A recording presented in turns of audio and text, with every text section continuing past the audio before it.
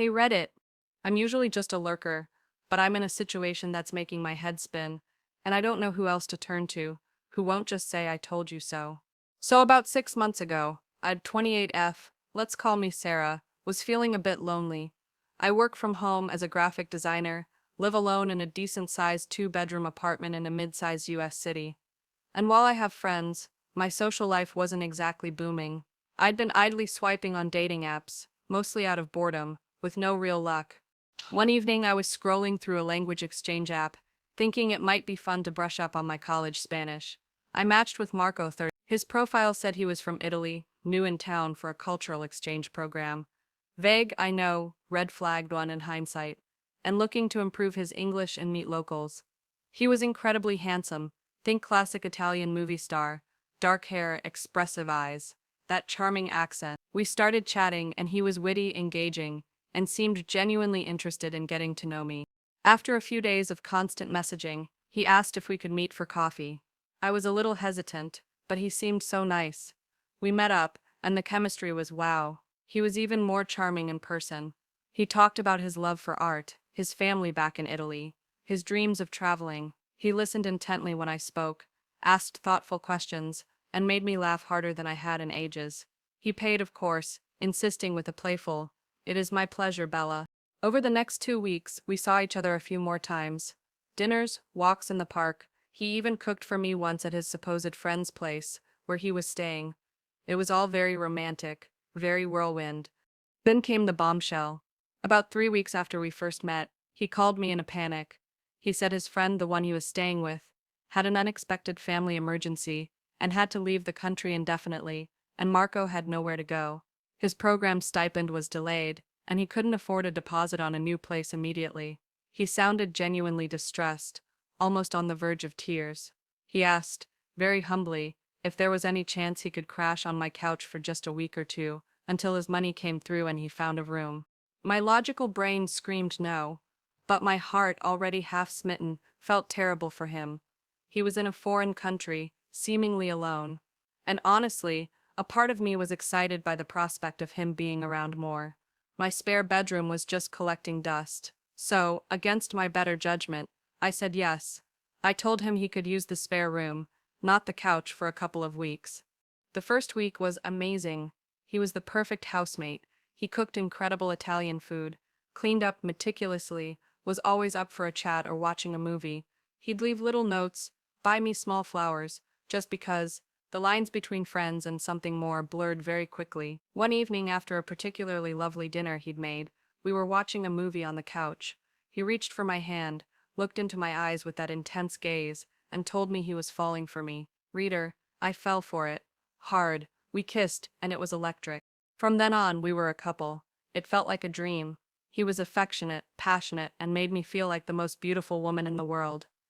The 2 weeks turned into a month, then two. His stipend was still delayed. Bureaucracy, you know how it is. He started contributing a little bit towards groceries when he got some cash from online tutoring, but I was still covering rent and most bills. I didn't mind too much at the time. I was in that happy, loved-up fog. I figured it was temporary. He was actively looking for work that fit his visa, another vague area. Fast forward to about a month ago. Things started to change, subtly at first. He became more protective of his phone. He'd angle it away from me, take calls in the other room or on the balcony. When I asked who it was, he'd be dismissive, just a friend from back home, a potential job lead. He started going out more on his own, meeting a contact for work, networking event for expats. He'd come home late, smelling faintly of perfume that wasn't mine. I tried to ignore the knot in my stomach. I told myself I was being paranoid, insecure. He'd always been so loving. Then, last week, the first concrete thing. I was doing laundry and found a receipt in his jeans pocket from a fancy cocktail bar I knew he couldn't afford on his own. Dated for an afternoon he told me he was at a job interview. The receipt was for 2 expensive cocktails. I confronted him, trying to be calm. He got defensive immediately. Said he met an old acquaintance who insisted on treating him, and he didn't want to tell me because he knew I'd worry about him spending money. It sounded plausible-ish, but his reaction felt off. He accused me of not trusting him, of snooping. We had a huge fight, the first real one. He eventually apologized, said he was stressed about money and work, and showered me with affection. I let it go, but the seed of doubt was planted. I started paying more attention. His online tutoring sessions seemed to happen at odd hours, often late at night. He'd be in the spare room, which had become his de facto office man cave, with the door closed, speaking in rapid Italian. I don't speak much Italian, but I can pick out tones. Sometimes it sounded flirty. Yesterday was the kicker. I had a work project that finished early, so I decided to surprise him by coming home mid-afternoon. Usually he's out job hunting, or at the library. I unlocked the door, and the apartment was quiet. I called out his name. No answer. I walked towards our bedroom, and our door was slightly ajar. I heard noises, soft giggling, then a distinctly female moan. My blood ran cold. I froze. I literally could not move. I heard Marco's voice, low and murmuring in Italian. Then the other voice, definitely female, also speaking Italian. My heart was hammering in my chest. I felt sick. I couldn't bring myself to barge in. I'm a coward. I know.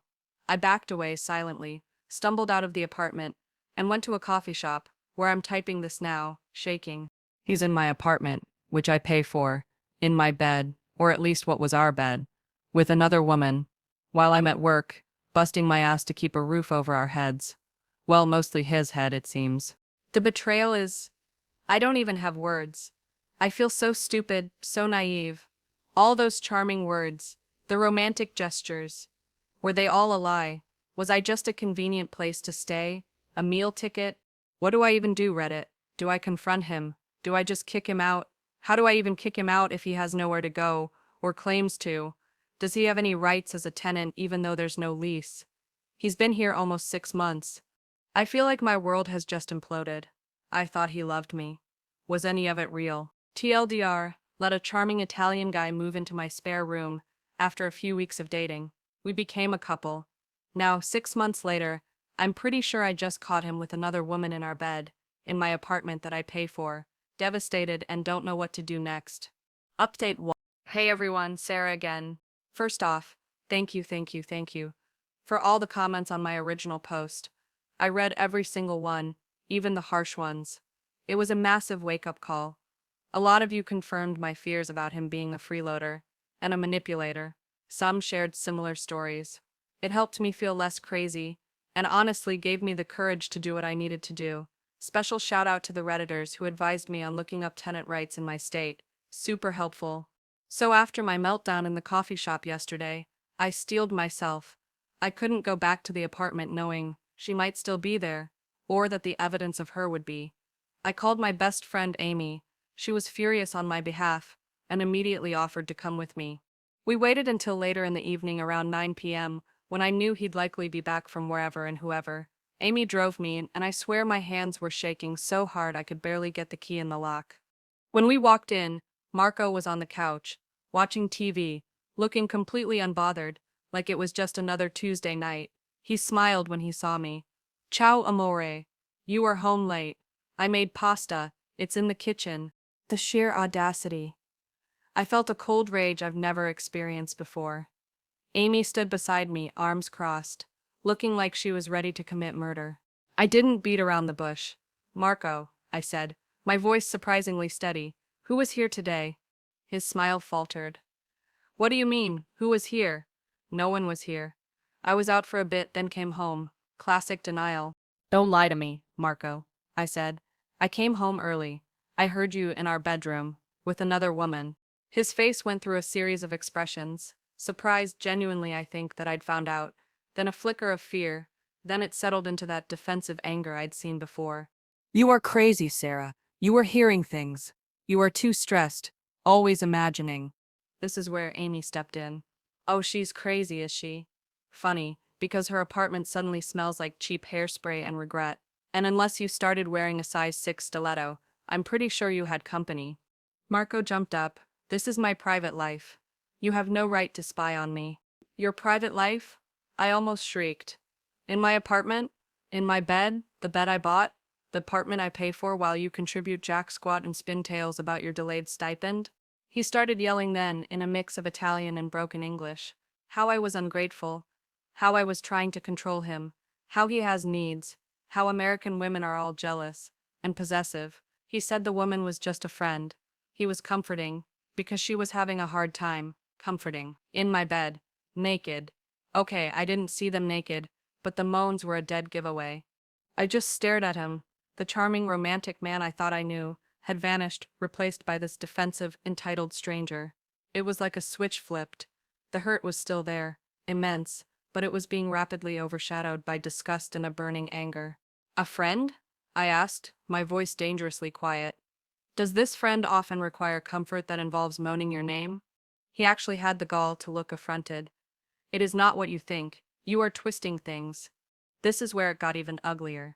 He tried to turn it around on me, said that I'd been distant lately, Yeah, wondering why, buddy? that I wasn't fulfilling his needs, that maybe if I was more like Italian women, more passionate and less uptight, he wouldn't have to seek companionship elsewhere. He actually said the words "if you were better in bed." Amy audibly gasped. I felt like I'd been slapped. All those times I thought we were connecting, all those intimate moments.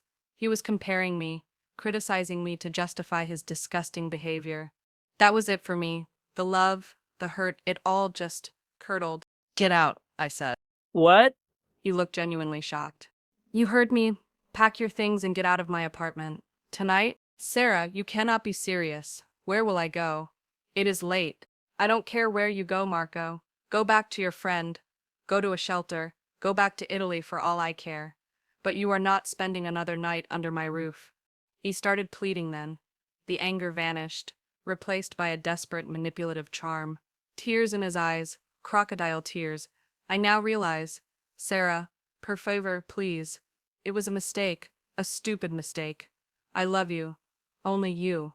She meant nothing. I was weak. Please, let's talk about this. Don't throw away what we have. What we have. I laughed, a bitter, humorless sound. We have nothing. You destroyed it. You lied to me, you used me, you disrespected me in my own home. He kept begging, trying to touch me, to hug me. I flinched away like he was diseased. Amy stepped between us. You heard her, buddy. Pack, now. Or we call the cops and have you removed for trespassing. Again, Amy, my rock star. He glared at her, then looked back at me, his eyes pleading. You would do this to me, Sarah? After everything? After everything you've done to me? Yes. Yes, I would. He finally seemed to realize I was serious. He started muttering in Italian, angry and resentful. He stormed off to the spare room and started throwing his things haphazardly into his duffel bags. It wasn't much, really. A few changes of clothes, some toiletries.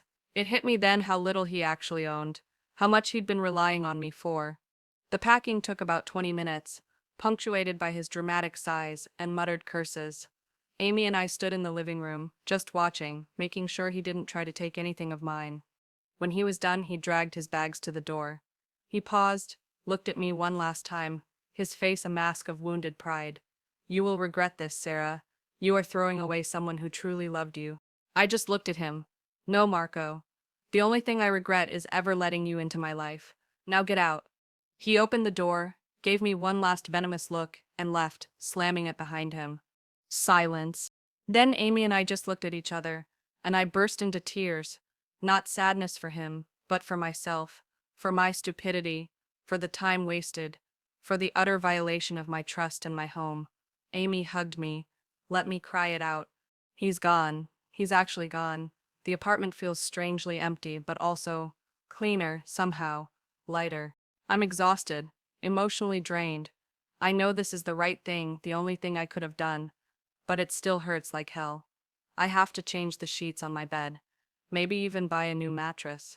The thought of sleeping in that bed makes my skin crawl. I guess I'm just looking for, I don't know, reassurance that I'll get through this. Advice on how to disinfect my life, literally and figuratively. Thank you again, Reddit, for giving me the kick in the pants I needed. I feel like I've aged 10 years in the last 24 hours. TLDR confronted cheating freeloader, BF with my best friend as backup. He denied, gaslit, blamed me, then begged, kicked him out. He's gone, feeling a weird mix of relief, disgust, and heartbreak. Now what? Final update. Hey Reddit, Sarah here for one last update on this dumpster fire of a chapter in my life. It's been about 3 weeks since D-Day, Discovery day, douchebag departure day, take your pick. The response to my last update was overwhelming, in the best way possible. So much support, so many people sharing their own dodged a bullet stories, and some hilarious suggestions for cleansing rituals. Yes, I did sage the entire apartment, and it felt surprisingly good. So what happened after I kicked Marco Lothario McFreeloader to the curb? The first few days were rough, not gonna lie. The apartment felt huge and empty. Every little creak and groan of the building made me jump. I kept expecting him to somehow show up, try to talk his way back in.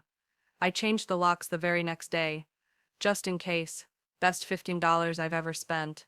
Amy, my saint of a best friend, basically moved in for the first weekend.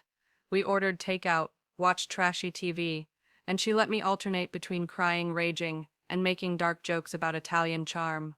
Marco did try to contact me. Oh boy, did he try.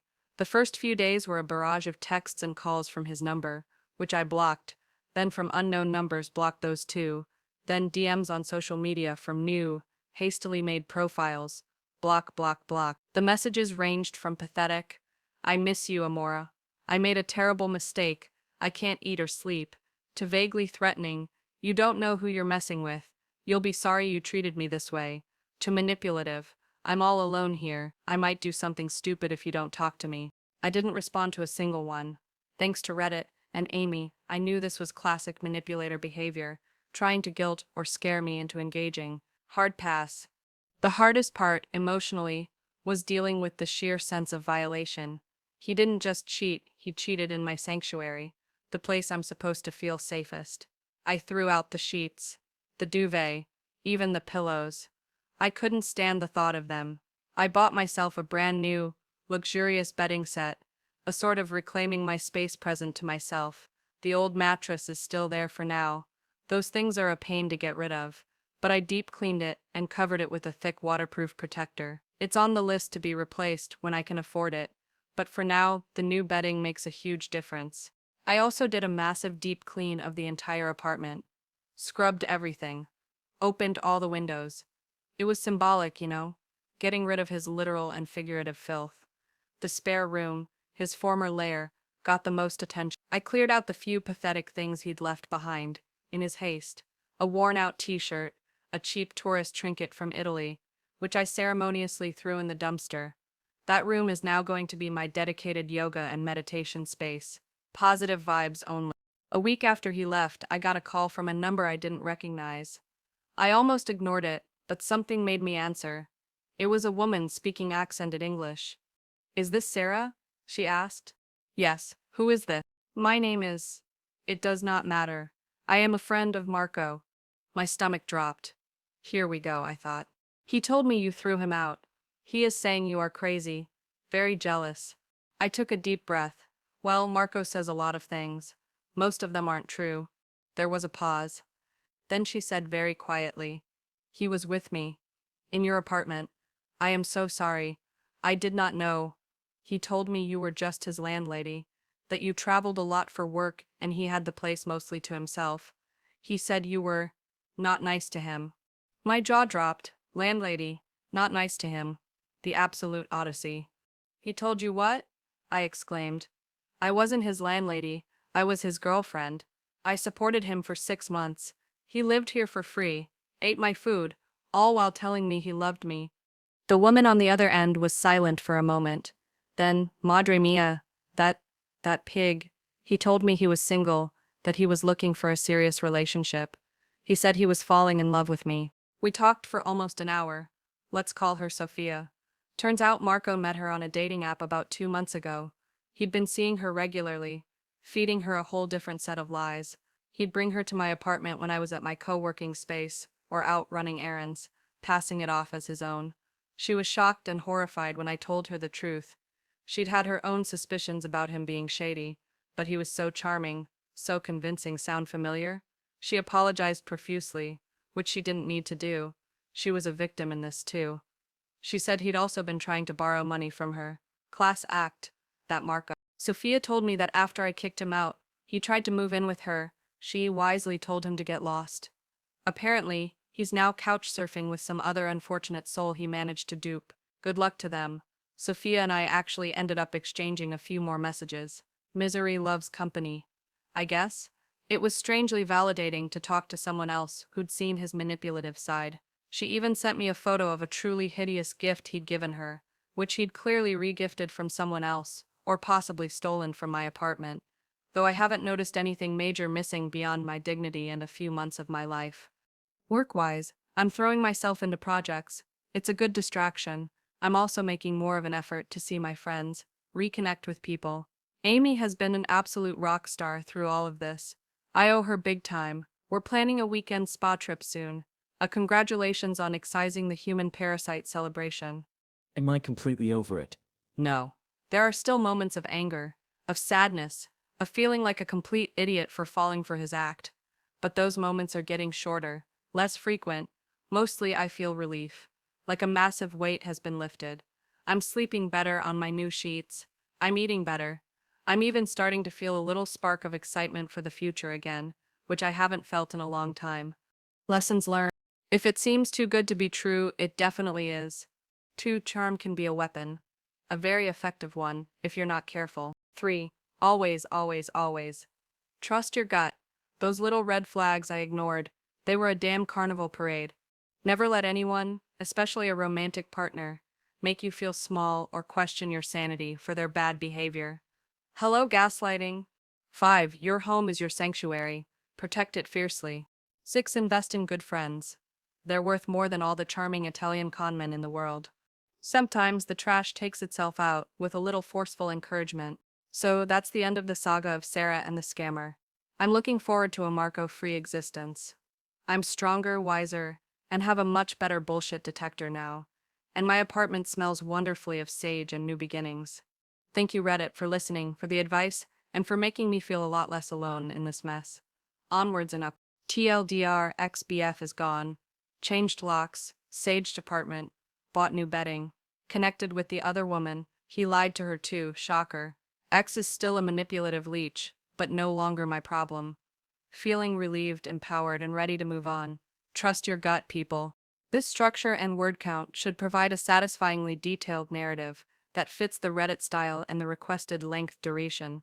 The emotional arc is clear, and the updates show progression and resolution. Okay, here's a Reddit-style story, complete with 2 updates, hitting around your desired word count and exploring the themes you requested. This will be a long read, designed to feel like you're scrolling through a developing saga. Original post. Title: I-28F, Let a Charming Foreigner. 30M stay with me. We started dating, and now I think he's cheating on me in my apartment. Am I overreacting or is this really happening? Hey Reddit.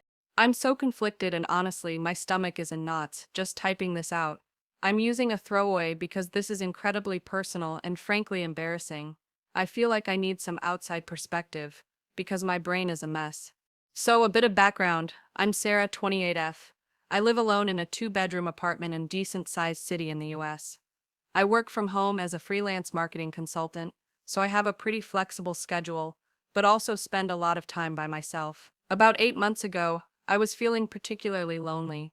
I'd gotten out of a long-term relationship about a year prior, and hadn't really clicked with anyone since. I was on a language exchange app, trying to brush up on my rusty college French, when I matched with Liam, 30M. His profile said he was from Ireland, had just moved to the US for a year, on a special work visa, something to do with tech. He was a bit vague, but charmingly so, and was looking to meet new people and practice his English, though his English was already pretty flawless, just with that lovely accent. He was incredibly good-looking, tall, dark hair, striking blue eyes, and that kind of easygoing Irish charm that just melts you. We chatted on the app for a couple of weeks, then moved to texting. He was funny, intelligent, asked a lot of questions about me, and seemed genuinely interested. We finally met for coffee, and it was even better in person. He was so engaging, told hilarious stories about his hometown, and made me laugh until my sides hurt. He had this way of making me feel like I was the most interesting person in the room. A week or so later, he called me in a bit of a panic. He said the short-term sublet he'd arranged had fallen through unexpectedly. The person was coming back early, and he was in a real bind. He'd only been in the city for about a month, didn't know many people, and all the affordable short-term places were either booked or dumps. He sounded so stressed and vulnerable. He asked, very sheepishly, If there was any chance he could crash on my couch for just a week, 2 at the absolute max, while he sorted something more permanent. He offered to pay, of course. My sensible brain was screaming stranger danger, but honestly I felt for him. He seemed so genuine, and my spare bedroom was just sitting there empty, basically a storage room for junk I hadn't gotten around to sorting. I told him the couch was a bit much, but he could use the spare room for a couple of weeks if he was really stuck. I figured, what's the harm? I could use the company, and he seemed like a good guy. Reddit, those first 2 weeks were like something out of a movie. Liam was the perfect house guest. He was tidy, respectful of my space, always offering to cook, and he was a surprisingly good cook, and we'd have these amazing conversations late into the night. He bought groceries, insisted on cleaning, and even fixed a leaky faucet in my bathroom that I'd been ignoring for months. The attraction between us was palpable. It was a slow burn, but it was definitely there. One night, about 10 days in, we were watching a movie. He'd made dinner, we'd shared a bottle of wine, and the atmosphere was cozy. He turned to me, tucked a strand of hair behind my ear, and told me he hadn't felt such a connection with someone in a very long time. He leaned in and kissed me. It was gentle at first, then more passionate. It felt right. And just like that, we were a couple. His 2 weeks stretched into a month, then two. He was still looking for his own place, but nothing felt right, or the market is crazy. He started contributing a bit towards bills. Not quite half, but enough that it didn't feel like he was totally freeloading. He got a contract job in his tech field, working remotely some days, and going into an office others. It all felt very domestic, very comfortable. We fell into a routine: morning coffee together, texting throughout the day, cooking dinner, watching shows. He was affectionate, attentive, and romantic. He'd leave little notes, surprise me with my favorite coffee, tell me I was beautiful. I genuinely thought, this is it, I've found my person. Okay, fast forward to the last month or so. Things have started to feel off. It began subtly. He became more guarded with his phone. Used to leave it lying around, now it's always in his pocket or face down. He started taking calls on the balcony or in the spare room, which had become his de facto office. When I'd ask who it was, he'd say, "Oh, just work," or a mate from back home. Then he started having more late nights at the office, or after work drinks with colleagues. He'd come home smelling faintly of perfume that wasn't mine. I'd ask about his night, and his answers would be vague. Oh, it was fine, just the usual. I tried to brush it off. I told myself I was being insecure, that he was just settling into his new job and making friends. I didn't want to be that girlfriend, the suspicious, clingy one. About 2 weeks ago, I was tidying up the spare room while he was supposedly at one of these work events. I found a small, unfamiliar earring under the desk. It wasn't mine, I don't have pierced ears, and it was a delicate little gold hoop. My heart sank. I confronted him when he got home, trying to sound casual. "Hey, found this in the spare room. Is it yours from a costume party or something?" Lame, I know. He looked at it, then at me, and gave a little laugh. "Oh, that. Sarah, you worry too much. My colleague Brenda, she was over here last week. We were working on that big project.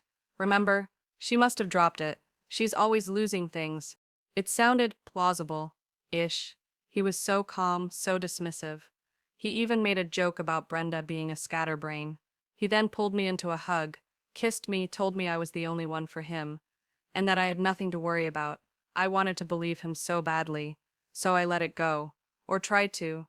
But the doubts lingered. He's been more distant emotionally, even when he's physically present. Less cuddling on the couch, more scrolling on his phone. Sex has become less frequent, more perfunctory. Then yesterday, this is what's really pushed me over the edge. I had a dentist appointment that got canceled last minute, so I ended up coming home about 2 hours earlier than usual, in the mid-afternoon. Liam was supposed to be at his office. As I walked up to my apartment door, I heard voices from inside. My apartment is pretty well soundproofed, so it was faint, but I definitely heard them. A man's voice, Liam's, with that distinct Irish lilt, and a woman's voice, laughing. My blood ran cold. I stood there frozen outside my own door. I couldn't make out words, just the cadence of conversation, and that light feminine laughter that was definitely not mine.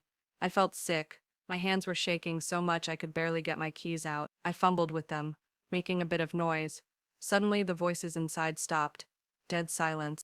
I took a deep breath, unlocked the door, and pushed it open. Liam was standing in the middle of the living room, looking flustered, his hair a bit messy. He was wearing a t-shirt and jeans, which was odd if he'd just come from the office. "Sarah, you're home early," he said, his voice a little too bright, a little too loud. "My appointment got cancelled," I said, my eyes scanning the apartment. The door to my bedroom was closed. The door to the spare bedroom, his room, was also closed. "Oh, well, good. Surprise," he said, trying to smile, but it didn't reach his eyes. "Who were you talking to?" I asked, trying to keep my voice even. "Talking to? No one. Just had the radio on, I think. Or maybe a podcast." He gestured vaguely towards the kitchen speaker. It wasn't on. "Liam," I said. "I heard you. I heard a woman's voice." He scoffed, a little too quickly. "You must be imagining things, love. Stress, maybe? You've been working so hard." He came towards me, tried to put his arms around me. "How about I make us a cup of tea?" I stepped back. "Don't patronize me, Liam. I know what I heard." His face hardened slightly. "Well, I don't know what to tell you, Sarah, because there's no one else here. You can check if you like." He gestured expansively around the small living area. I just stared at him. My heart was hammering. Did she leave while I was fumbling with my keys? Did he hide her in one of the rooms? The thought of him bringing another woman into my home, the home I invited him into, when he was supposedly desperate, it makes me physically ill. He maintained his innocence, even seemed a bit offended that I was accusing him. He said I was being paranoid, that maybe I was projecting my past relationship insecurities onto him. He was so convincing, so calm, that a tiny part of me started to wonder if I had imagined it, but the sick feeling in my gut told me otherwise. We had a tense, unresolved argument.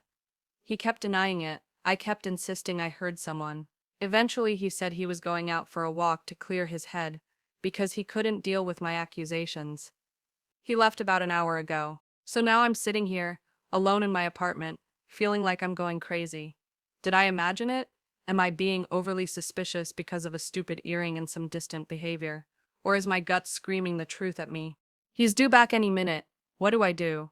Do I search the apartment for evidence? Do I demand to see his phone, which I know is a toxic move? Do I just wait for him to slip up again? The thought of him cheating on me, especially in my own home that I pay the mortgage for, is a level of betrayal I can't even comprehend. Reddit, please. Am I losing my mind? What would you do? TLDR, let charming Irish guy, 30M, move into my 28F spare room, 8 months ago. We started dating. Relationship was great, now he's distant, secretive, found a strange earring. Yesterday came home early, and heard him talking and laughing with another woman in my apartment. He denied it, said I imagined it. I feel sick and confused. What now? Update 1. Title update, he 30M is cheating on me. 28F in my apartment. The gaslighting is unreal. I have proof. Hi everyone, it's Sarah again. First, I want to say a massive thank you for all the comments on my original post. There were hundreds. So much good advice, so much support, and unfortunately so many of you who've been in similar situations. Reading your experiences, especially about gaslighting and trusting your gut, was incredibly validating. It gave me the strength to not back down, even when I started doubting myself. So after my last post, Liam came home.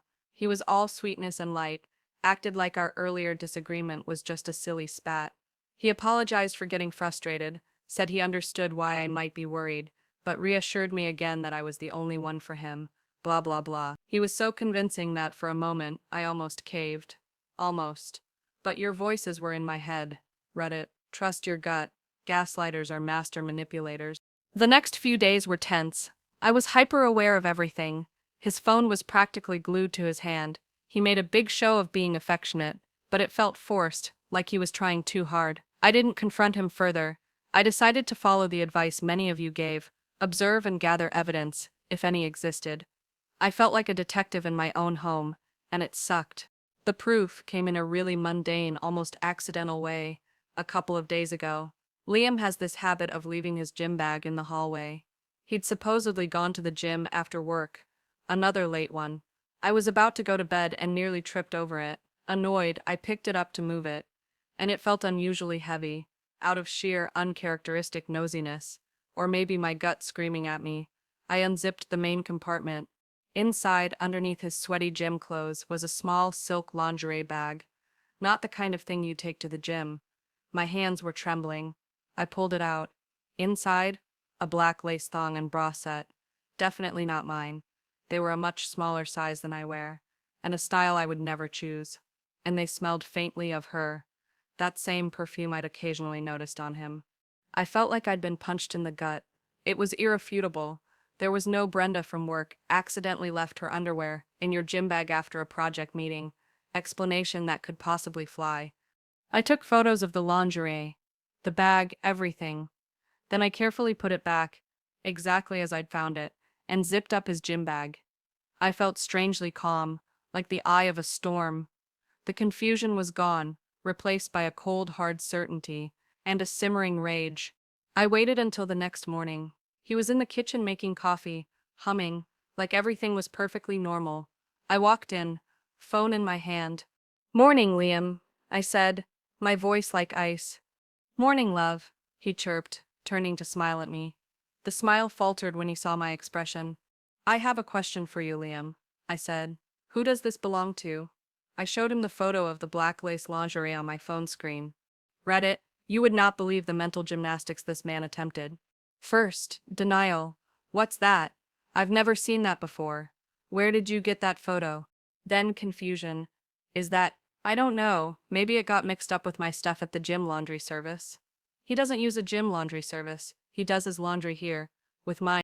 Then, accusation. "Why were you going through my gym bag, Sarah? That's a complete invasion of my privacy. I can't believe you'd snoop like that. Classic deflection, just like you all warned me." I just stared at him. "Don't change the subject, Liam. Whose underwear is this?" He started to bluster. "Look, I don't know. Maybe someone played a prank on me at the gym. You know what lads are like." "A prank?" I said, my voice dangerously low. "A prank that smells like the same perfume you've been coming home with after your late nights at the office?" His face went pale. He knew he was caught. And then came the pièce de résistance of gaslighting. He actually tried to turn it back on me. "You know, Sarah, this paranoia of yours is really damaging our relationship. You're constantly accusing me, looking for things. Maybe if you weren't so suspicious all the time, if you trusted me more." I snapped. "Trusted you more? Liam, there is another woman's lingerie in your bag, in my apartment. You've been lying to me for weeks, maybe months. You bring women here, into the home I invited you into, when you had nowhere else to go, and then you dare to tell me that I'm the problem." He actually had the audacity to look wounded. "I can't believe you're speaking to me like this. After everything I've done for you." "Everything you've done for me?" I was incredulous. "I gave you a place to live, Liam. I supported you emotionally and financially until you got on your feet, and this is how you repay me. By screwing other women in my bed, under my roof." Okay, I didn't know for sure it was in my bed, but at that point I was so angry. I just threw it out there. His reaction told me everything. He flinched. Then he collapsed. Not literally, but his whole demeanor changed. The fight went out of him. He sank onto a kitchen chair, put his head in his hands. "I'm sorry," he mumbled. "I'm so sorry, Sarah. I messed up. I messed up badly." He then launched into this whole sob story, how he'd been feeling insecure, pressured by his new job, lonely being so far from home despite living with me. How it just happened with a colleague, Brenda, I presume, though he didn't name her. How it meant nothing and he was going to end it. How he loved me, only me, and he was terrified of losing me. Tears. Actual tears. I just stood there, cold. I remembered what so many of you said about cheaters' scripts. It was like he was reading from a manual. "Save it, Liam," I said. "I don't want to hear your excuses. I want you to pack your things." He looked up, shocked. "What? Sarah, no, please, we can work through this. Don't throw this away, I'll do anything. Couples therapy, anything." "No, Liam," I said, my voice firm. "There is no we anymore. You destroyed that. You are a liar and a cheat, and you have disrespected me in the worst possible way. I want you out of my apartment. Today." He begged. He pleaded. He tried to touch me, to hold me. I recoiled like he was toxic. He asked where he was supposed to go. I told him I didn't care. He could go to Brenda's or whatever her name was. He could go to a hotel. He could go back to Ireland. Not my problem anymore. He's currently in the spare room, supposedly packing. I can hear him moving around, occasionally a muffled sob, which I suspect is more for effect than genuine remorse. I've locked my bedroom door. My friend Chloe is on her way over to be here for support and to make sure he actually leaves. I feel numb and angry, so incredibly angry, but also weirdly a sense of clarity. The doubt is gone. I'm not crazy, he is the asshole. I don't know what I'm going to do once he's gone, how I'm going to disinfect my home, my life, from his presence. But I know this is the right step. Thank you again, Reddit. You gave me the courage to trust myself. I'll update one last time when he's actually gone and I've had a chance to process. TLDR found another woman's lingerie in BF's now ex-BF's gym bag. He tried to deny, deflect, and gaslight, then finally confessed when confronted with irrefutable proof, currently kicking him out of my apartment, feeling a horrible mix of anger, betrayal, and a strange sense of relief. My friend is on her way for backup. Final update. Hello again, Reddit. Sarah, for the last time on this particular saga. It's been a little over 2 weeks since eviction day, and what a whirlwind it's been. I wanted to give a final update, mainly to thank you all again, and to share the aftermath, because so many of you asked and shared your own stories of recovery. So, Liam is gone. GON. The day I kicked him out was intense. My friend Chloe arrived, and she was an absolute rock. Liam tried every trick in the book to stay. More tears, definitely fake. I could see it now. More apologies. Promises to change. Declarations of undying love. He even tried to guilt trip me, saying I was being cruel, throwing him out on the street when he had nowhere to go, conveniently forgetting about Brenda or whatever other women he had lined up. Chloe was having none of it. She's tiny but fierce. She basically stood there with her arms crossed, radiating "don't mess with my friend" energy, while he packed his surprisingly numerous belongings. It took him hours, lots of dramatic sighs and muttering under his breath in Gaelic, which I'm pretty sure were curses aimed at me. He tried to engage me in conversation several times, reminiscing about the good times, asking if I really wanted to throw all that away for one mistake. One mistake? Buddy, this was a pattern of deception, not a slip-up. I mostly ignored him, just repeating, "Please just finish packing, Liam." When he was finally done, he had the nerve to ask if he could leave a couple of his larger suitcases in my spare room, just for a week or two until he found a place. Chloe and I both just stared at him, until he mumbled, "Right, stupid idea," and dragged them out. His final parting shot at the door was, "You'll regret this, Sarah. You're making a huge mistake." I just closed the door in his face and bolted it. The relief was instantaneous and overwhelming. The first thing Chloe and I did was strip my bed, all the linens, the duvet, even the mattress protector, straight into heavy-duty trash bags. We then went on an online shopping spree for brand new, high-quality bedding. Best retail therapy ever. I also ordered a new mattress the next day. Couldn't stand the thought of sleeping on the old one, no matter how much I cleaned it. The next day I had the locks changed. Overkill, maybe. Peace of mind, absolutely priceless. Then began Operation Deliamify. Chloe came over again, and we deep cleaned the entire apartment. Every surface, every corner. We saged the place. Yes, I went full woo-woo, and it felt amazing. We opened all the windows, played loud, empowering music, and basically exorcised his presence from my home. The spare room, which had been his domain, got a complete overhaul. I'm turning it into a proper home office and a cozy reading nook for myself. Reclaiming my space has been incredibly therapeutic. What about Liam? Well, I blocked him on everything immediately. Phone, social media, email, but as many of you predicted, he tried to find ways around it. He called from unknown numbers. I didn't answer. He even had a mutual acquaintance, someone from that language app we met on, who I barely knew, reach out to me to see if I was okay, and to tell me Liam was really broken up. I politely told them to tell Liam to lose my number permanently. The biggest shock came about a week ago. I got an email from a woman I didn't know. The subject line was Liam. My heart sank, thinking it was another attempt from him. But it wasn't. It was from Brenda, not her real name, but the one he used. She said Liam had told her that I was just his crazy, jealous ex-landlady who he'd had a brief fling with, and who wouldn't let him move out.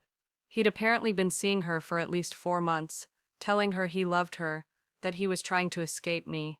He'd been taking her to nice dinners, presumably on the money he was saving by living with me rent-free, or partially rent-free, And yes, he had been bringing her to my apartment when I was out, passing it off as his own place where his psycho landlady was often away. She found out the truth because after I kicked him out, he tried to move in with her, spinning some sob story. She got suspicious, did some digging, found my social media, which wasn't hard as we had a few old tagged photos, and put two and two together. She was furious and horrified. She apologized profusely for her unknowing part in it, which I appreciated. We actually had a surprisingly civil and cathartic exchange. Turns out, I wasn't the only one he was playing. He'd even borrowed money from her. The man is a professional leech. According to her, he's now crashing on some other poor guy's couch he met at his co-working space. Good luck to that dude. Emotionally, it's been a roller coaster. There have been tears, moments of intense anger, and days where I just felt incredibly stupid for falling for his act. But mostly now I feel lighter. The constant anxiety I'd been feeling for months is gone. My apartment feels like mine again, a safe, peaceful sanctuary. I've learned so much from this. About trusting my intuition, it was screaming at me, and I kept shushing it. About red flags, his vagueness about his job, and visa initially, his rush to move in, the way he slowly stopped contributing as much, about the insidious nature of gaslighting, and about my own strength. Kicking him out was one of Faith's hardest things I've ever done, but it was also one of the most empowering. I'm focusing on myself now. Work is busy, which is a good distraction. I'm reconnecting with friends I'd unintentionally neglected during my time in the Liam bubble. I'm rediscovering my hobbies. I'm definitely not ready to even think about dating again for a long, long time. But for the first time in months, I feel optimistic about my future. So, to everyone who offered advice, shared their stories, or just sent virtual hugs, thank you from the bottom of my heart. You helped a stranger on the internet find her footing again. And to anyone out there in a similar situation, trust your gut. You are not crazy. You deserve better. Peace out, Reddit. Time to start a new, Liam-free chapter. TLDR, cheating ex is long gone. Changed locks, bought new mattress, deep cleaned and saged the apartment. Other woman contacted me. Turns out he lied to us both and was playing a much bigger game. He's now someone else's problem. Feeling lighter, stronger, and reclaiming my life and my home. Thank you, Reddit, for the support.